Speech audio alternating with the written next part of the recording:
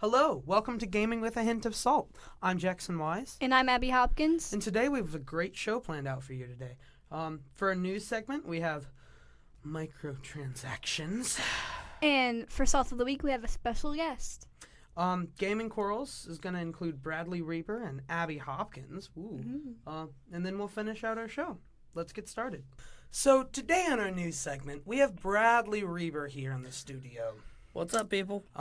We have him in here because Abby doesn't really know a lot about a game called Shadow of Mordor, and more specifically, Shadow of War, the sequel that's about to come out.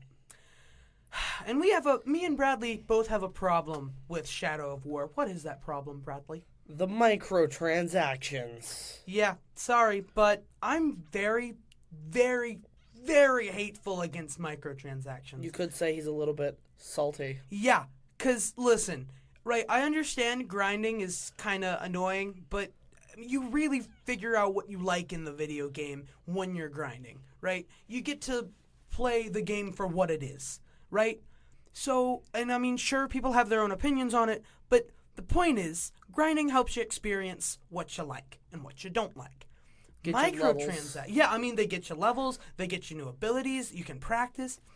Here's why microtransactions suck. Because they don't give the players enough practice, they don't give the players enough fun, and they're basically cheap. You're paying to win the game.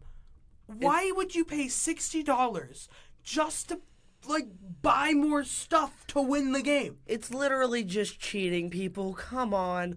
They should at least, cut off achievements or something. Why they even started this in the mobile world is beyond me.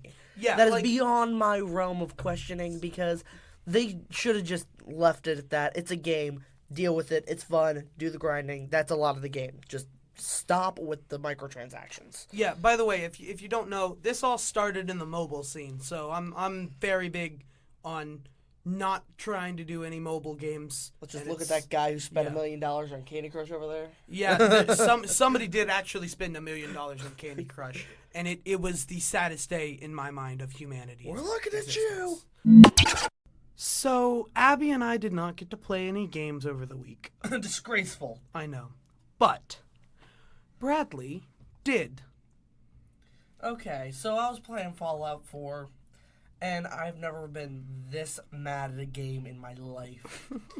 So, I come out of Vault 111, as you do at the beginning of the game, armed with absolutely nothing except a 10mm pistol that you're given at the beginning of the game with 60 rounds. All that's good against its rad roaches, and everyone knows that.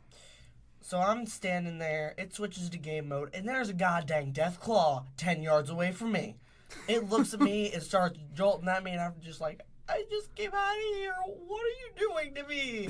Stop it. And no. Keep in mind, if any of you have, not played Fallout 4, don't even know what a Deathclaw is, Deathclaws are one of the hardest enemies in the game, even for high levels. Freaking dragon. Yeah, it's basically it's a dragon on legs with claws, basically. So with death claws. Death claws, very bad death claws. Bradley, are you salty? I am like a cave of salt rocks, okay? That's it. I'm a cave of salt rocks. All right. Welcome to Game Corals, or GQ. Each opponent has 30 seconds to discuss the topic, and then 30 seconds to rebuttal.